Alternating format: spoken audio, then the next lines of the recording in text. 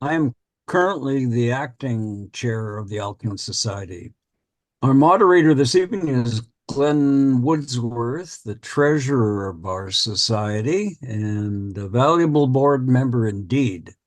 Glenn is also past president of the BC Mountaineering Society Club, the past president and honorary current member. He has himself indeed been a very active mountaineer for many, many years now. And in all that time, he's been a close friend of tonight's speaker, Arnold Shives. I too am very fortunate to count Arnold as a friend. For the bibliophiles in the audience, I would be remiss if I didn't mention the fact that Glenn has assembled a very impressive collection of books and other materials and papers on Malcolm Lowry. Well done, Glenn, and I'll turn you over to Glenn right now. Very lucky here with Arnold tonight. Arnold and I go back a long ways, as you'll probably see. He was born in Vancouver.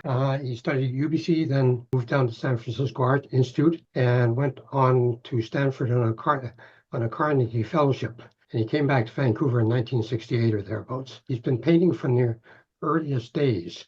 He was involved early on in a program called Painting in the Park down at Stanley Park somewhere, I think, when he was quite young. And he's been at it ever since, and now in his ninth decade, he's still at it. He's had a number of awards, the alternate special edition purchase award at the World Print Competition in 1977. He was honored in North Vancouver, where he's lived for over 40 years, as one of the distinguished citizens of the last 100 years. His work has been acquired by the British Museum in London, the Fitzwilliam Museum, the Johnson University of Art, Cornell University, and in Ithaca, the Fisher Rare Book Library in Toronto, of course, and the Art Museum at the University of Toronto, Burnaby Art Gallery, which has the biggest collection of his work probably anywhere, and of course the Vancouver Art Gallery.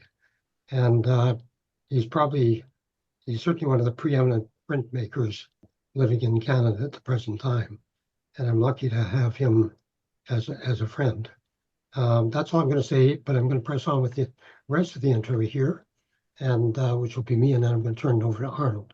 So this talk, we're calling it Mountain Journal, and it's basically as it says here. So I'm going to babble on a bit more about Arnold, and then turn it over to him. This is him in his environment, so to speak. This is up near Whistler, and with his sketch pad nearby. He always has a sketch pad. As I said, he started painting very early, and he's still at it. We first met in 1959 or something like that on a trip up near Haney in the Golden Years. And this was sort of like the first serious climb for both of us, this thing, and we were both quite intimidated by this thing. But the Mountaineering Club was very good at taking young people under their wings and teaching their rudiments of the craft. And so we met on that, and the story was that I had a stove but no tent, and Arnold had a tent but no stove or something. No, I think you had the tent, Glenn, and you had the stove. I don't think I had either. So the leader said, this young guy, Glenn here, has a tent, so that's where you're going to be spending the next couple of nights. So that's what we did, and we've been good friends ever since. And for a long time, we were quite inseparable in many ways. And we sort of started out growing the Mountaineering Club and started doing more adventurous stuff on our own. And this was a trip in the two of us, and there's three of us. The person who took the camera to photograph two down the North Cascade. It's an early trip of ours. And we're both passionate about the mountains and climbing. And we started going on other private trips with like-minded people, and we met some of these people. Here's three of us here with our mutual friend Dick Culbert. But most of these friends that we met stayed lifelong friends, either till they died or until they died, basically. He always carried a sketchbook. And these form the basis for a lot of the art which you're going to see. So, because he can't do silkscreen prints in the field like this, and perhaps he can do watercolors if it doesn't freeze. This was a cold night. And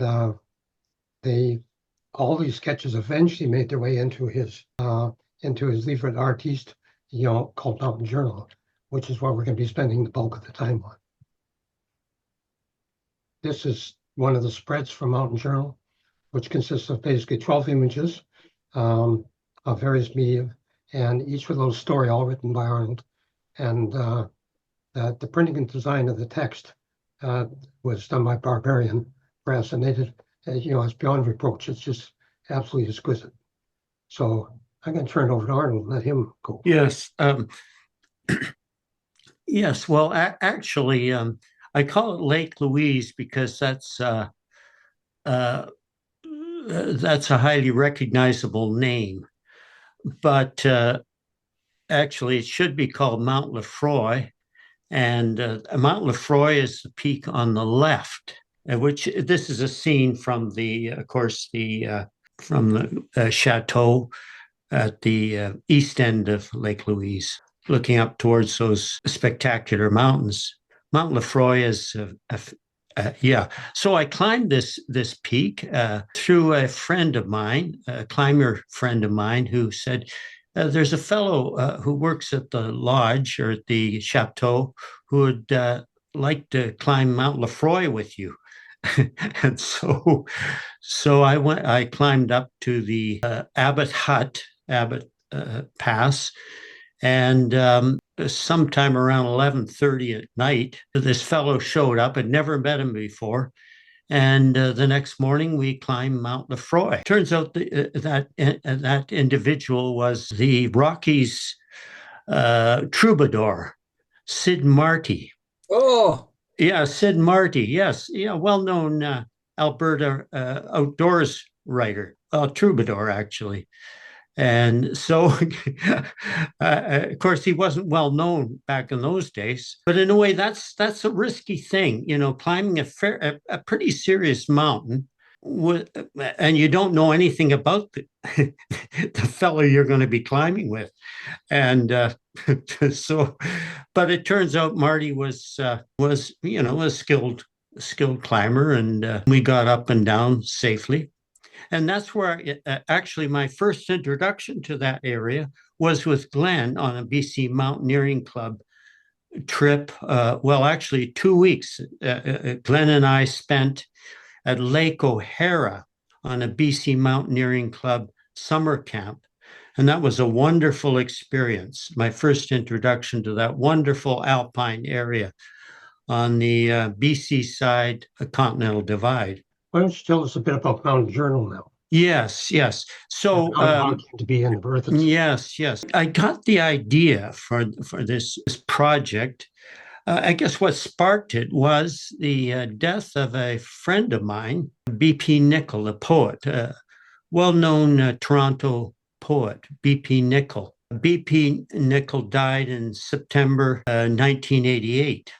And so it was the next year or so that I started thinking, it would be nice to put something together. I mean, do something to, I wasn't quite sure what. And then also I thought of my great-grandfather, who was my father's grandfather, who was a publisher, actually an American, who among other things, he produced what the Picturesque Canada. And he engaged the services of a number of artists, Canadian and American artists, to illustrate his book of the various provinces across Canada. And I guess there were wood engravings.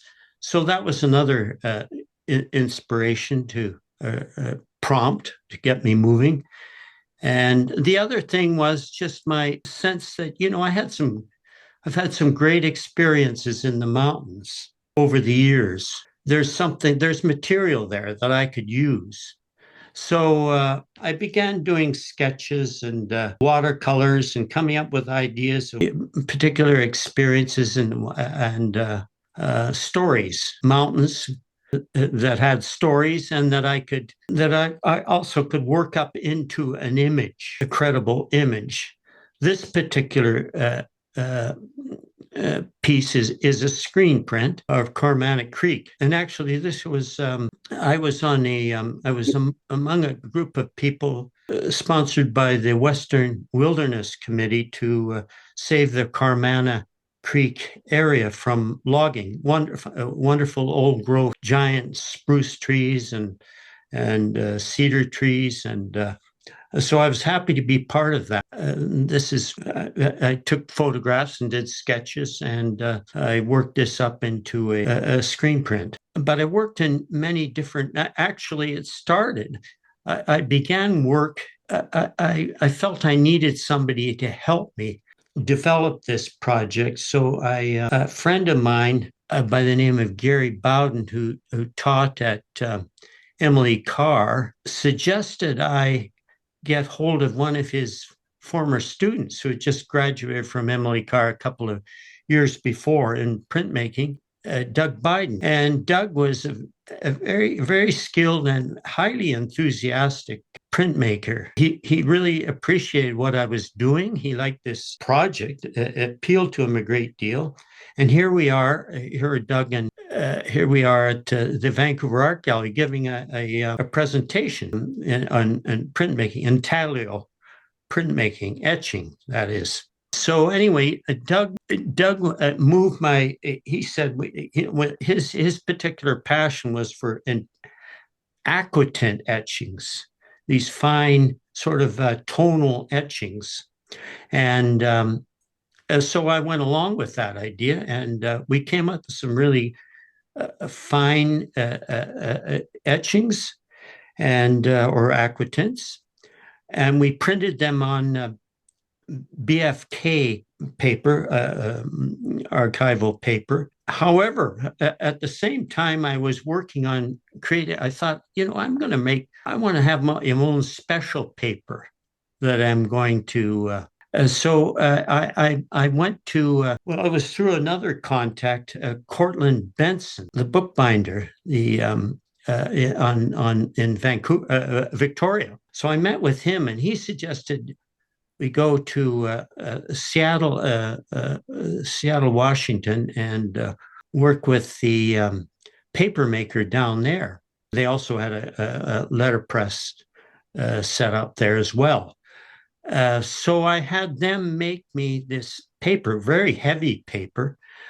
However, when Doug and I came to printing his prints on this heavy beautiful handmade paper, the aquatints, the fine aquatints, didn't work so well. And another problem, some of the prints, Doug used 3 metals: steel, copper, and zinc.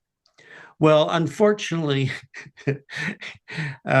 zinc is a very soft metal. It does beautiful aquatints, but it doesn't hold up.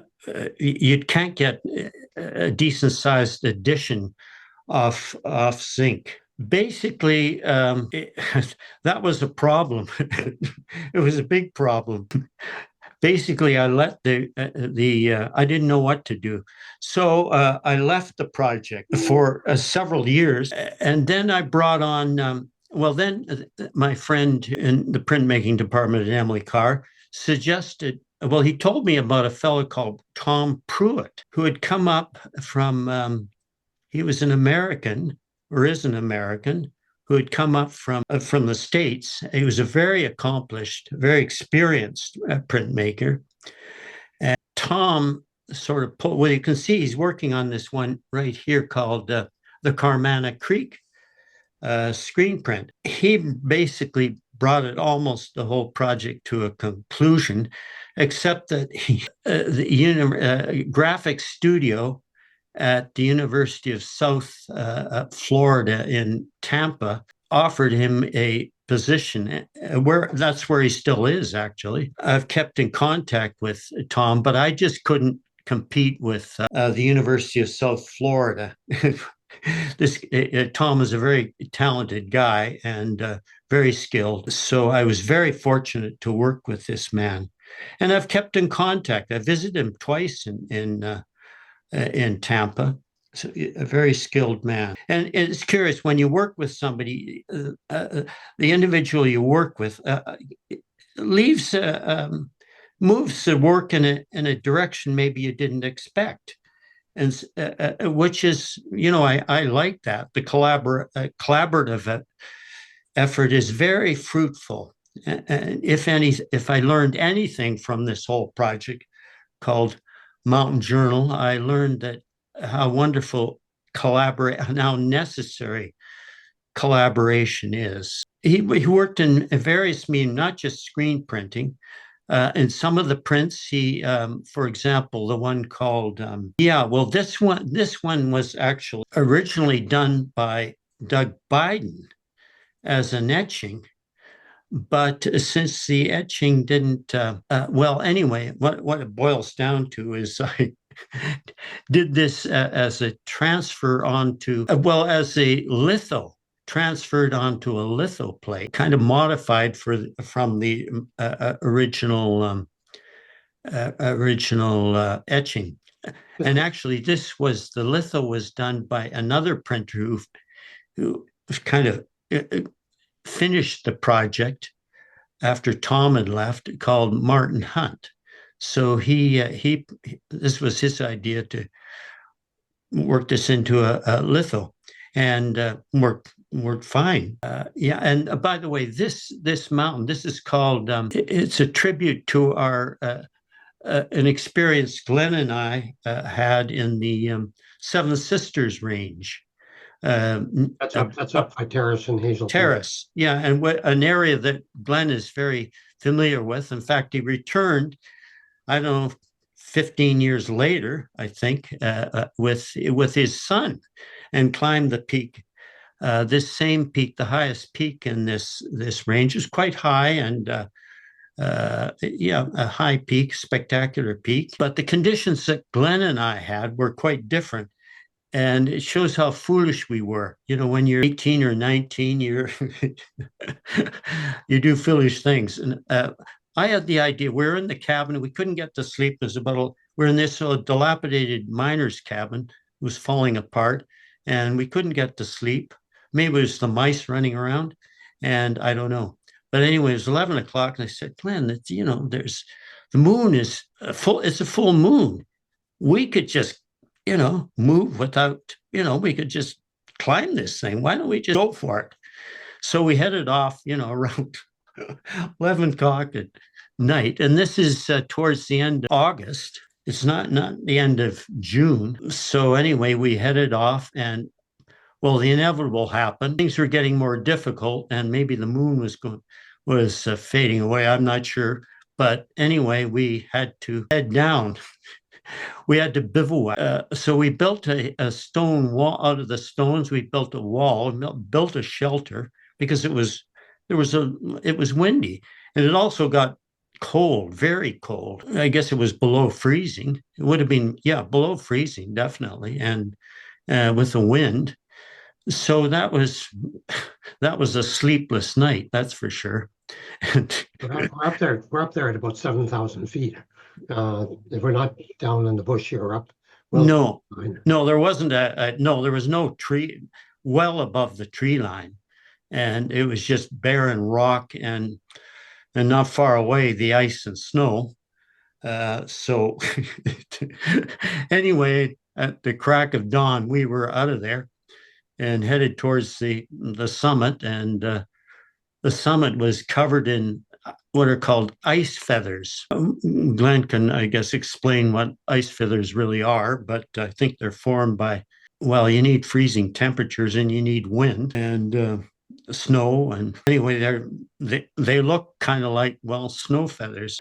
In any event, we got to the top, came down, and we went from the top of that peak, which is, I don't know, 9,300 feet or something like that. And we picked up went to our the cabin, the dilapidated cabin, picked up our overnight pack boards, and then headed for Terrace. We were on the go for about 40 hours, and we collapsed on a friend of ours was working for a lumber company, and he said, you can stay in the office, just bunk down on the floor of the office, but just get out of here and before anybody shows up. So that's what we did.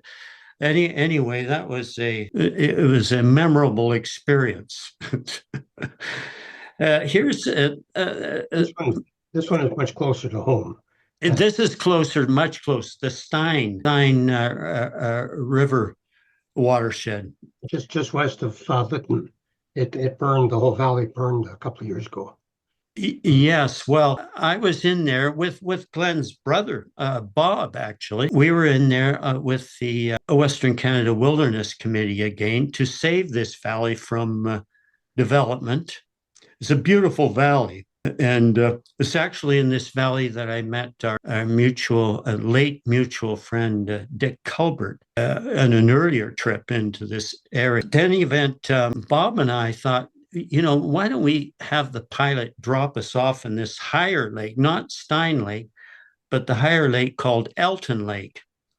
And the pilot said, well, sure, I can drop you off, but I can't pick you up. It was too tight for him. So, but that was fine. Anyway, a wonderful experience up there. We climbed one of the mountains, and it was just a beautiful spot. And the next day, after climbing this peak, we headed down to the Stein Lake, and there were television crews there, CBC and a few other outfits interviewing us. And as we came off the mountain, and along with the other members of the group, were already settled in at Stein Lake, and it was just a memorable experience, a good experience, and I was particularly. This is actually a relief print, not a woodcut, but it is a relief print, a lino cut with multiple blocks, about. I don't know, it had to be in about 5 blocks. And actually, I extended the tree, the height of the tree on the tree on the left. I realized it needed to be a little higher, so I made a stamp to extend the tree. This was after the printed, after it had been printed. After it had been printed, yes, Yeah. That's right. After it had been printed, but that was okay. It worked out, and I tried to get the idea of ice with those delicate kind of light colored stripings on the white, because there was a big glacier there that came right into Elton Lake. Yeah, so I think this was also a successful print. I was happy with it. And I guess another thing that happened sometimes, we got down we had beautiful weather on this trip, except when we got down to Stein Lake, it clouded over. And that night, it didn't snow at that elevation. It would have been snowing at Elton Lake, though, but it was sleet. The seaplane, the float plane couldn't take off. It was too socked in. So we spent an unexpected night at Stein Lake. Anyway, here, Glenn's brought up another image here, I think. Well, this is a St. Elias Range. Almost all of these images came from, at least they came from trips that were partly, funded by, in this case, funded by my wife Sue's boss at UBC, a microbiology boss who was doing research on mosquitoes. That is, viruses carried by mosquitoes.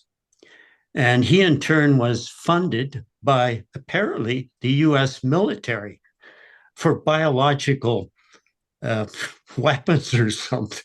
It was kind of crazy. But anyway, Sue's boss was the gentlest of all souls, if you can, just a lovely man. And he was not interested in any event. I went up once with Sue for about 2 or 3 weeks, and then into this area. I first went into the St. Elias Range Slim's River, Kluane National Park. We backpacked in there, and we kind of got spooked when we were camped on the outwash plain. We saw a grizzly padding up the valley, and there was virtually no trees, and what few there were skinny little things, and her two cubs. So that spooked us. And so actually, the next morning, we headed back to the car. And but the next year I went up there, not this time with my wife, but because now we had a baby, and so Sue had become a responsible mother, and so I went up with a friend into this area, and we caught mosquitoes, and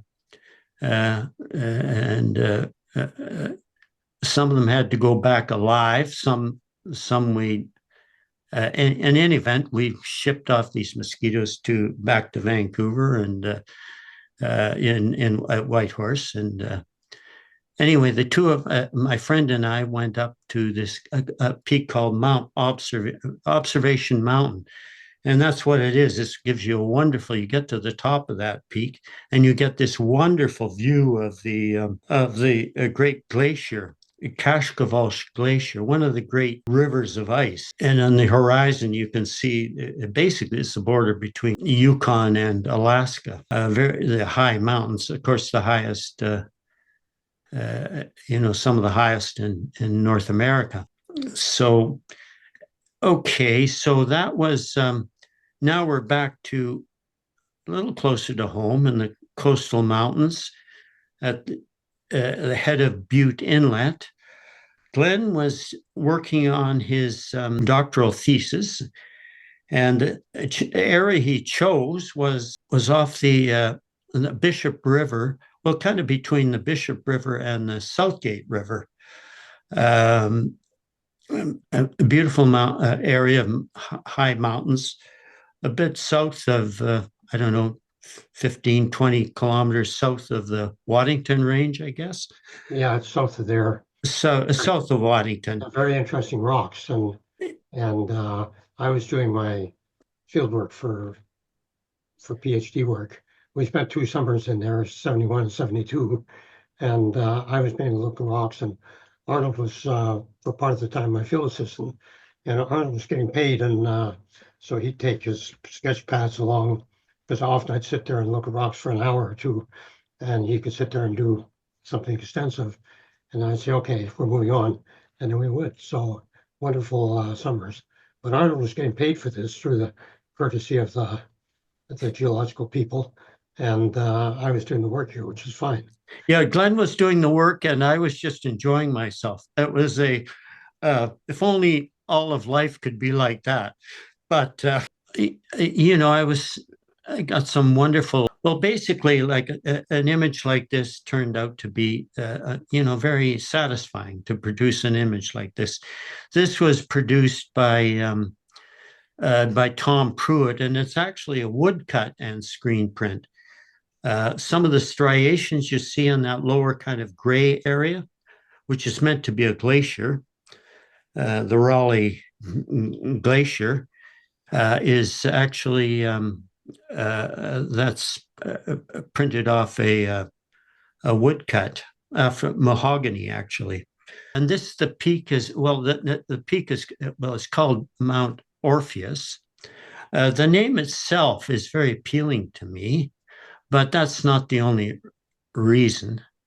I guess one of the reasons is it has these parallel snow gullies, quite distinctive.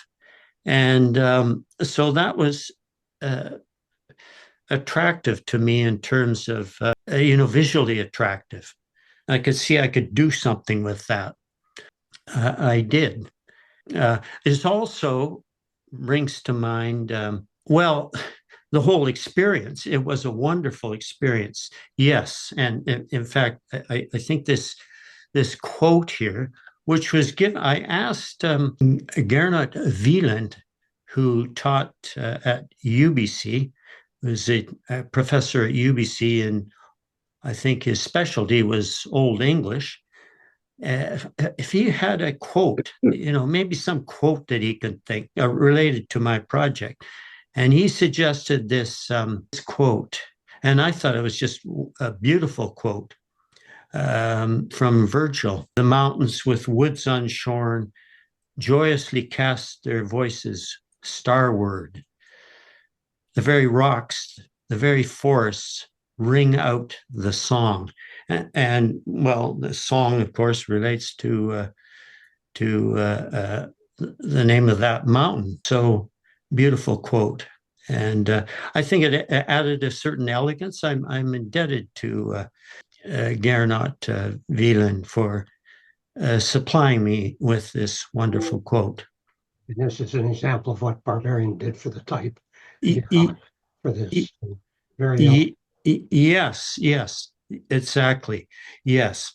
Barbarian added their own elegance and beauty to the enhance the whole experience for the reader.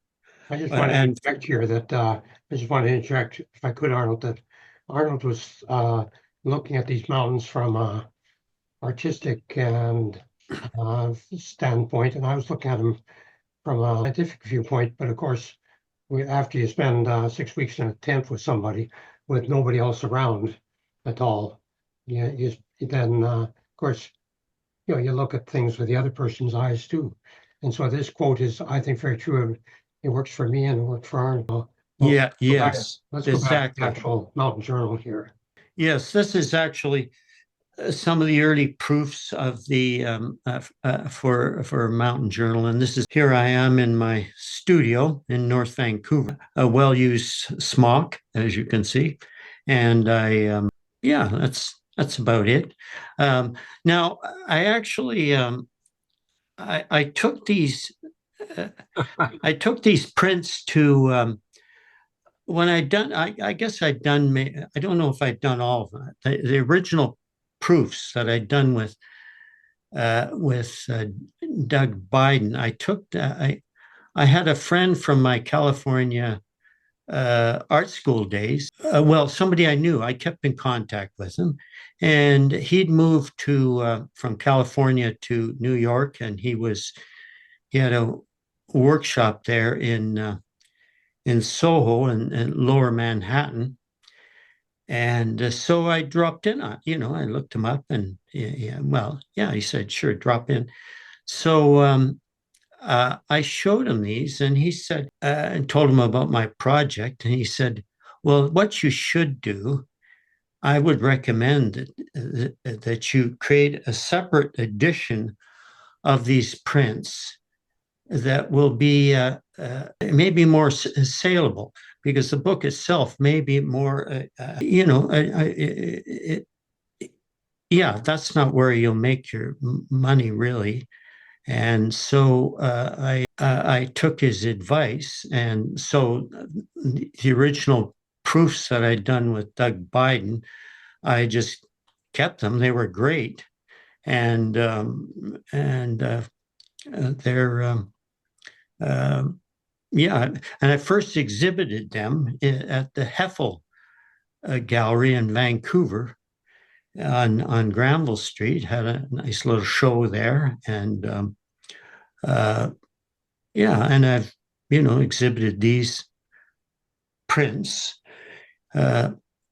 numerous places, including and most recently at the Vancouver Art Gallery, and during COVID actually, or just sort of during COVID anyway.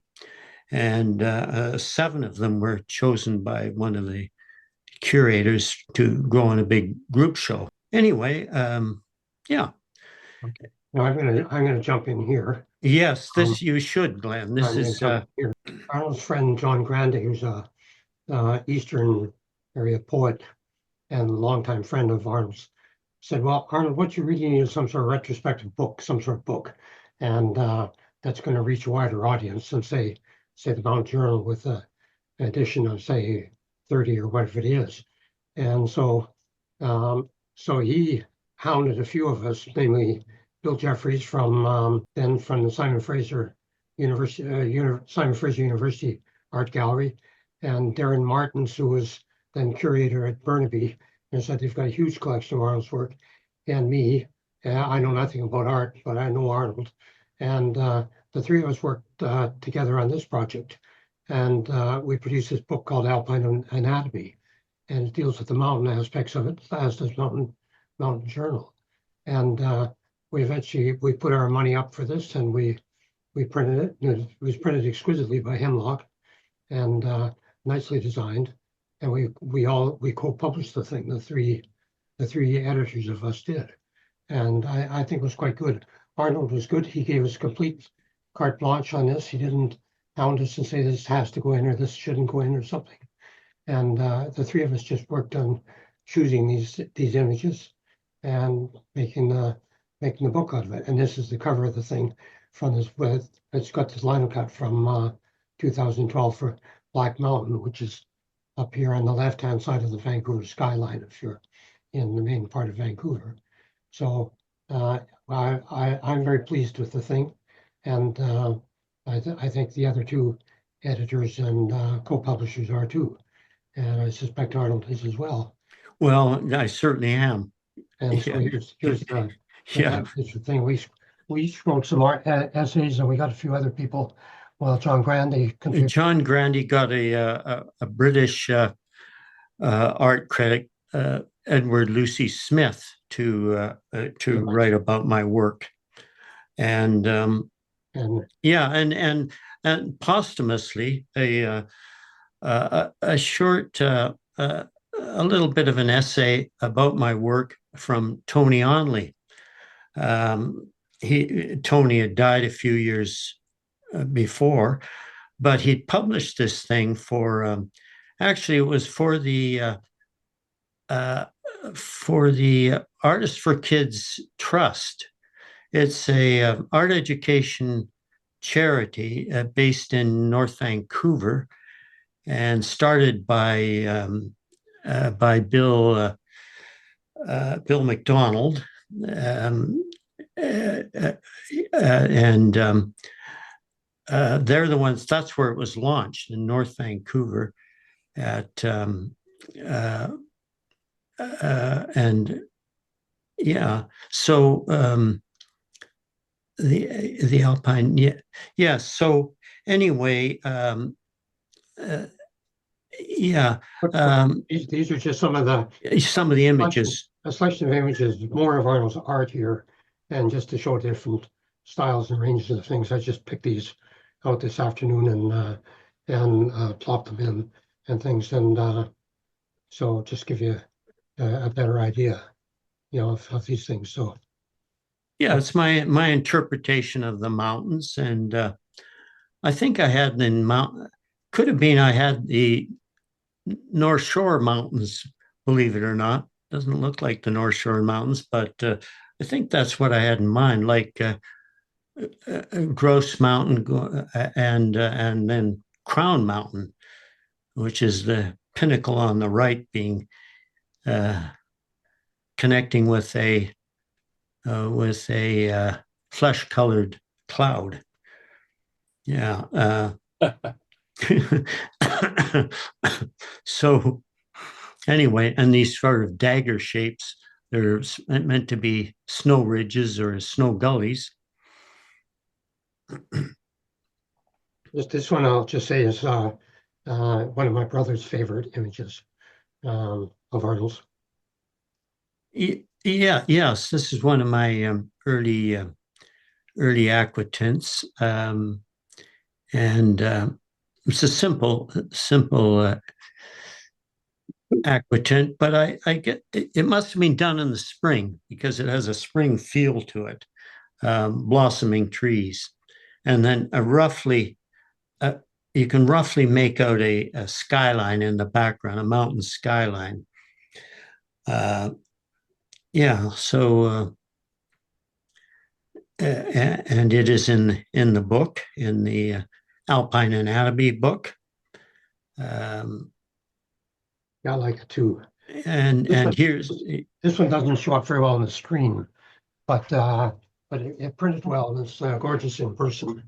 So, but yeah, it's my a lot of the detail and between the tree trunks is a bit lost.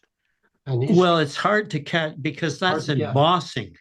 Yeah, Embossing, so it's hard to capture that in a photograph. Difficult to capture that effect, but I think it's quite effective. And of course, what it's the scene here is uh, basically it's what do they call them? Wells, snow, these are tree the wells or something. infamous tree wells that people fall down Yeah, in, yeah, and and, sometimes skiers and that's the end. wind up and sometimes they're suspended from their skiers head down, and it's not a good thing to happen, actually. Very, very bad. Very bad thing to happen. So but they're very quite noticeable, and I recognize the beauty there, and so I did a few this is the best one, I think, best version of it that I did, done in 1975. And this is another lino cut, kind of a jigsaw lino cut, or puzzle print. Sometimes they're called puzzle prints. And the beauty of this technique is that I can, it's lino cut bonded onto plywood or some other stable material, and then I use a jigsaw to cut out the pieces, separate pieces. The beauty of it is that I'm able to separate each piece and print them separately and plunk them back in place, and so I get a multicolored print in just one run through the press. So yeah, I can jump in here. yes, I can jump in here. I think it's fair to say that most of Arnold's work is somehow rooted in landscape. Not all of it, but much of it is rooted in landscape and out of his own experiences, and he's been saying that. And I think I just pointed out this little shark fin thing here, which Arnold, who took the picture here, and his friend Frank went and climbed later that day or the next day or something. And that's Mount Garibaldi, seen from Garibaldi Lake. I put this in just to show that this particular image here, which we put in Alpine Anatomy, is clearly based on that. You can see the outline of the mountain and the shark's fin here. And of course, he's taken and greatly exaggerated the shark's fin, which is fine. And I think this is quite a beautiful print. And this is one which all three of the editors on Alpine Anatomy thought had to be included. So here's another example of the same thing. This was a photo taken by Arnold. That's me up above coming down.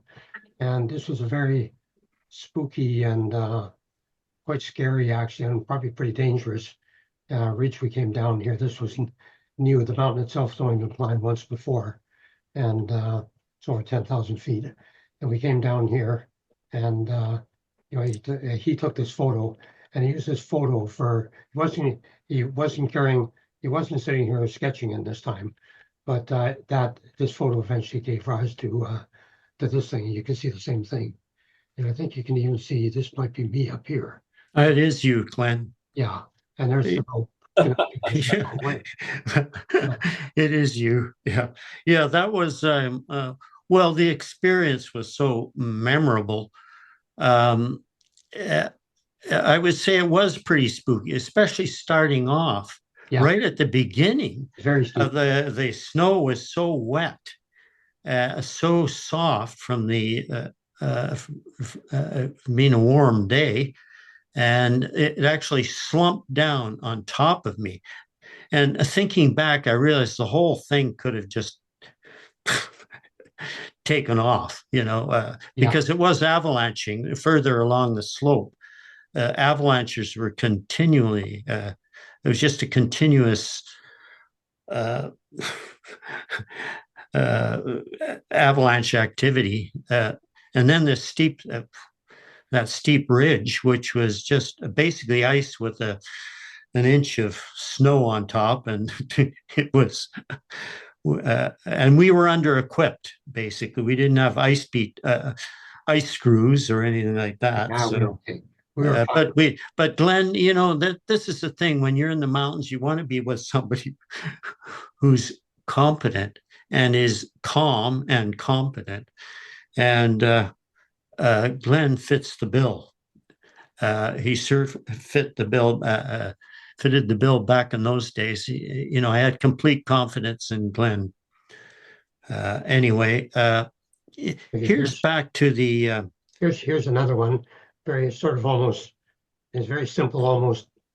For some reason, Lauren Harris is never here, but reminds me a little bit of some of that stuff. But as I know nothing but art, so Well, yeah, yeah. Well, actually, I'd done an etching on steel, and it shows up in the in Mountain Journal. So this is a much larger print. It's something like 42 inches. Image size is 42 inches by about, I don't know, 28 inches or something. It's quite a large print, a lino cut.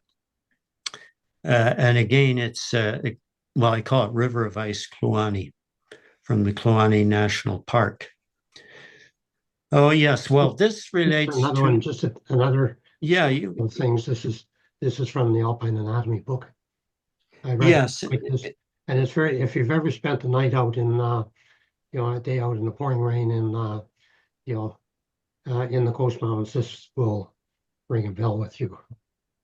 yeah. Well, that was the sleety night of sleet in the Stein Lake, where the float plane could not take off because of the bad weather. So we had one intended.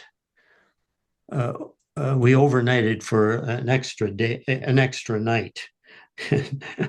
So it was quite memorable. So I did this as a watercolor monotype. It's quite large. It's and yeah. This is sort of like well, remembering time spent in around the campfire, and the trees here don't look too healthy, but that's okay. I was looking for the artistic effect, and yeah, so yeah, I did a whole series of these for, I don't know, about 6 months. I was doing a series of these watercolor monotypes, which is just basically their prints, but there's only one of them. There are no additions. This is one of one. So because once you print it, there's nothing left on the plate except the ghost image, which but you'll never get the same image again off that plate because there's nothing on the plate. Now, with this so far, we've focused most practically entirely on Arnold's prints and things like that. But we're just going to finish off with two other things here. Just show a couple of his mixed media and other things, of which this one is I think, very effective. It's yes. I think yes. I think that's a 4x8 sheet of plywood or something. Yes. I started. Well, the perforated steel is is 36 by 48 inches. The plywood is not quite as large, but almost. The name, by the way, was given to me by my writer friend Trevor Carolyn, Wild Medicine, and it seemed somehow quite fitting. And yeah, it's a celebration of nature, I'd say, of trees and foliage. And I did this with Tom Pruitt was very good at this material. He brought this together, made it happen. And I want to say here that Arnold's he's said he's now in his ninth decade or whatever it is, and but he's still plugging away on stuff, and he's done a series of chapbooks and small publications under his own imprint, Prospect Press. And this particular one is, if anybody out here collects Gaspro Press and prints, this is a must-have, of course, because it was the book itself was designed and printed by the Gaspro Press people, and it contains images from two other smaller chapbooks which he did a few years earlier. So I don't think we need to say anything more about that. Arnold, do you? Yeah, that's fine. Of course, there was one book that actually won not just an honorable mention, which Mountain Journal received, but it actually got a third prize. That's at Stonehenge and Avebury. I would have Avebury, yeah. the standing stones of Avebury. I would have put that in, but I have no good image. And no, that's okay. I have a copy of the book around somewhere, but I can't find it. Yeah, no, that's okay. That's all right. But anyway, I did manage to get a prize out of that one. It was, well, yeah. So let's just. I'll just say there. Yeah, I'll end with. I came across this fellow, Nicholas Steno, 1638 to 1686, and particular. This was his last statement as a it comes from a lecture. His last public lecture as a scientist. This is what he wrote: beautiful is what we see, more beautiful is what we comprehend, most beautiful is what we do not comprehend. So he was actually a scientist. He started out studying medicine. He was a Dane. He studied medicine in Copenhagen. And then,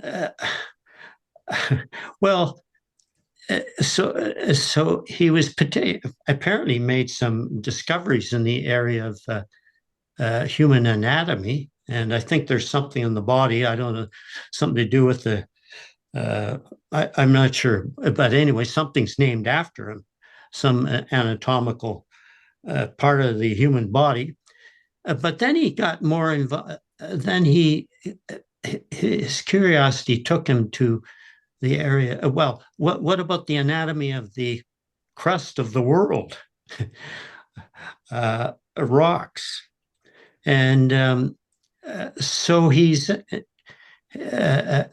made some breakthroughs in that area. In fact, he's called, the father of geology, really, and particularly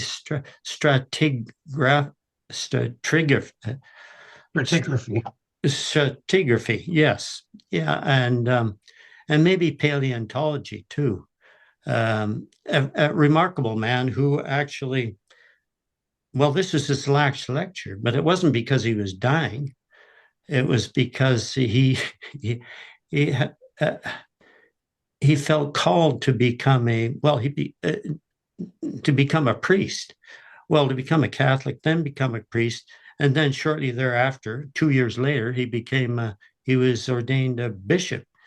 And so, it was a very highly unusual man, and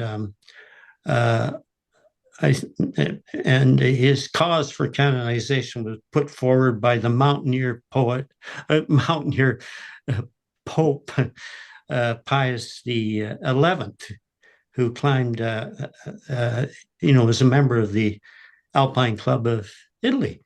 So that's just an interesting. I thought I just came across this guy, and what a remarkable story. It ties in with every anatomy, mountains, everything.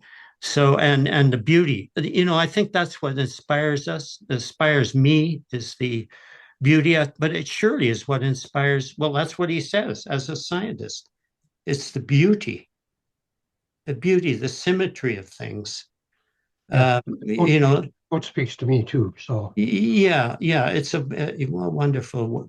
Yeah. Anyway, uh, um, um, uh, I'm not sure. My mountain journal was. There were a few hiccups along the way, and uh, I would have done things a little differently in hindsight, but there are some. It was a great experience, put it that way, and I met some wonderful people, worked with some wonderful people, and yeah. So okay, I think we're going to leave it there. Thank you, Arnold, for this. We've got a few thank you, Glenn. chat thing. A couple of people want to know where the book might be available. If you want the Mountain Journal, that you can talk to Arnold about that. Or well, it's also Bjorn Bjarne Toker. I think he's a member of the society, Alcuin Society. He's or yeah. And if it's mountain anatomy, you can talk to me. I've got money invested in this thing, so you can get through me through anybody on through the Alpine Society, and I can put you in. I can get you something of that. And then one person here wants to. The question is, will Arnold speak a bit about working with the Barbarian Press and printing Mountain Journal? Well, I can talk about that. Yes. I'm not sure who put me on to Barbarian Press. Perhaps Gary Bowden at Emily Carr. Perhaps he was the one. But in any event, I went out there to Steelhead, north of Maple Ridge, I guess. No, north. Way out there. I mean, it's pretty isolated. And introduced the idea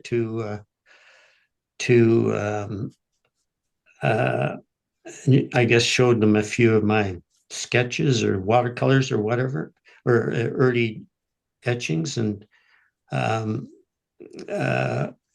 Crispin and Jan liked the idea and they were available. And so, we went for it. And they did flawless work. One, I dropped the project for a while because of certain issues, technical issues. I dropped it for a few years. So I came back to them to finish, to do the colophon page and to and the title page. And I presumed they would have the same type available, lead type. But they told me they didn't. So that was a bit of a shock. So that's why there's a compromise in the typeface. Basically, I was disappointed, and so that's one of the disappointments in the book, that I was unable to. But it was my own fault in a way, because I didn't. I should have somehow plowed on ahead when I was had the momentum. And but in any event, that's life. And I didn't know what to do about it. I'm sure I could have found that, or could have asked Barbarian, where is there any place else I can find this type typeface and lead type? And well, but I didn't. So there you have it. Anyway, enjoyable working with them. They visited me a few times, and I visited them a couple of times. And um, yeah, uh, yeah, that's. I guess that's about it. They're an interesting place. They're way off in the middle, in this isolated space, and a real, truly dedicated. You could tell they're dedicated people. This was not. This is not just a hobby. This was a It's a passion with them. passion. Yeah, Passion, a passion. passion Yes, and a calling for them. yeah, a calling for them, not just a trivial thing. And they And weren't in it desire. for the money. They weren't No. in it for. And back in those days, they weren't that well known. They were just doing it because they loved doing it. This is their love, their passion. So it was. There's something of an inspiration, really. Okay, I think we should wrap this up. It's yeah. So thank you again, Arnold, and thank you all for coming. And so if anybody wants books, they can email me. You can get to me at Glenn, Glenn at alcuinsociety.com, or anybody else on the board you might know. That'll work too. And I can put you in touch with Arnold or anybody else. So thanks, Arnold. And Richard, do you have anything you want to say? No? No, that's fine. That's fine. I wish I had Arnold's talent. Well, you have your own talents, Richard. You have your own talents. I would just one other thing I would say is you can get some of these prints from Mountain Journal from the Art Education charity Artists for Kids Trust on Lonsdale in North Vancouver. They do have them available. That's where we first launched Mountain Journal. Yes. They launched the project. They project. Have prints for sale? Yeah, they have some of the prints for they do. Okay. Yeah. Good to know. Good to Yeah. So but there aren't so many of the actual books themselves available. They're starting to, I've sold a few recently, and the supply is, and well, anyway, there are still some available, but not very many. And the Alpine Anatomy is. Oh, now that, yes. That's going to get scarce in the ground pretty soon. Well, that's going to start getting scarce too. Yeah. That's good. Isn't that good? That's the way you want it. That's the way you want it. Of course. Yeah. That's a highly desirable phenomenon. Yes. Well, I'll thank you, Richard, and thank you especially, Glenn, for all the work you've put into everything, really, Glenn, and thanks for giving me those 2 wonderful summers and other wonderful experiences over the years in the mountains, and we're still talking to one another. Yeah, and we're still on talking terms. Yeah. Yep. Well, we're mellowing with age, aren't we, Glenn? Yes, we are. Yeah, we're getting a little more mellow. Yeah. So, and you can see Glenn's presentation on Malcolm Lowry if you just Google Alcuin Society YouTube. Oh, okay, Alcuin Society YouTube, and okay, well, I will. Just because all of our talks are available on YouTube. Okay, I'm gonna try, including the one I did, but I don't refer you to that one. I guess this one I've had some technical issues the last 48 hours. So if this records properly, then I'll post this on YouTube eventually. Okay. Yeah. Thank you, everyone, for attending. Thank you. Thank you. Okay, thank you all. Night. Good night. Good night.